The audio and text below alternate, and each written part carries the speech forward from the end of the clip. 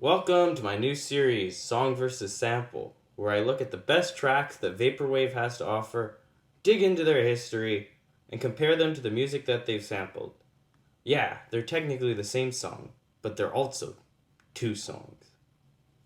Today we're going to be looking at the song that essentially kickstarted the movement in the first place, Lisa Frank 420, or as we all refer to it, Macintosh 420. Our story starts in 1983, because of course it does. Steve Kipner, who's worked with everyone from Chicago to Christina Aguilera, writes a catchy breakup song called It's Your Move. After finishing, he brings it to the one person who he knows can pull off the message of his music, Doug Parkinson. Who? Well, apparently Parkinson was an Australian rock star with a lengthy career going back over a decade at this point. He had basically bounced from band to band and even occasionally done musical theatre in his home country of Australia.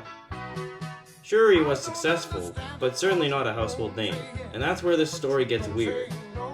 Literally weeks later, the band America, who many of you know as those damn dirty hippies, been through the desert on a horse with no name, put out their latest album that no one would buy.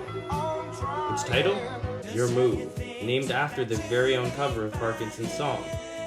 The next year, Motown superstar Diana Ross puts out her latest album, Swept Away, which is a smash hit, as per usual for Ross. Hidden in the middle of the track list is Ross's cover of It's Your Move. The album sells over 500,000 copies before falling out of the public's consciousness. And that's where the story of this weird song that was used as album filler by 3 different artists should end. But for some reason it's not. Ramona Xavier, who had been putting out electronic music since she was 13 years old, released an album in 2011 entitled Floral Shop. The second track on that album is the infamous Macintosh 420. Let's dig a little deeper into the track. As many of you know already, Macintosh 420 is ripped directly from Diana Ross's version of It's Your Move. The song has been reduced to about 3/4 speed and the pitch is lowered accordingly. It's not a technically impressive piece, considering I can basically recreate it in Audacity in like 10 seconds.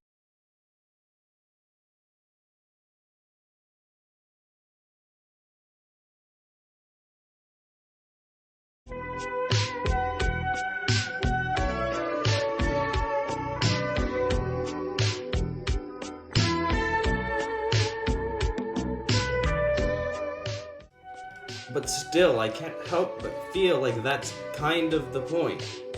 Vaporwave started out as an exposé on the banality of modern capitalism. It's supposed to be lazy and slow and almost sort of lilt you into complacency. And that's not to say that the entire song was just slowed down and then thrown onto an album. There's some really great work here that's been done. There's these weird echoes placed in that put you into a trance-like state. And Xavier brought out the loud drum smacks even more so than in the original track. And even the slowdown is really effective in peeling back the layers of the song. Performers on the Motown record label are known for their fancy vocal flourishes, which really come out in Macintosh 420. Plus, you get this really weird sort of computer-ish breakdown at the end, which is an implication of the message brought forward by Vaporwave that old technologies are always going to break down and be forgotten at some point.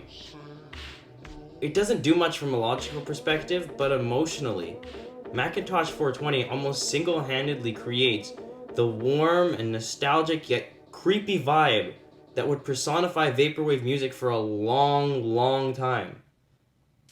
But is it really better than the original? Of course, this is all a matter of subjective opinion, but I thought I'd give my brief thoughts on every version of It's Your Move. The original by Doug Parkinson is actually awesome. It has a very Hall & Oates feel, and Parkinson really is the right guy to sell these lyrics. I love America's early stuff, but their cover is one of those bland pieces of 80s bubblegum pop that I've heard in a hell of a long time. Diana Ross's cover sounds almost empty. It feels like a first-run demo. But that also kind of adds to the chilling effect that this song does so well, both in its original and its vaporwave forms. I'll admit, this song used to scare the shit out of me, Maybe it was just the album cover. Still, it's sort of grown on me as I've listened to it for the sake of this video. Of course, the vocals rock, both the lead and the backing, and there's some guitar licks and solos that are missing from Macintosh 420, and they're sorely missed.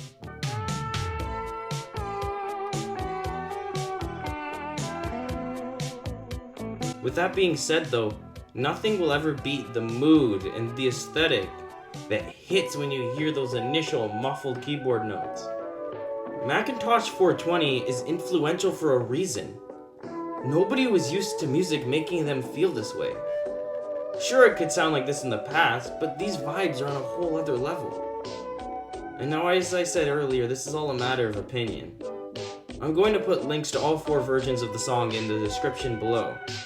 And now it's your mood. Let me know in the comments which version of the song is your favorite and why. And if you enjoyed this video, be sure to subscribe for more episodes, and leave a like while you're at it. Until the record spins again.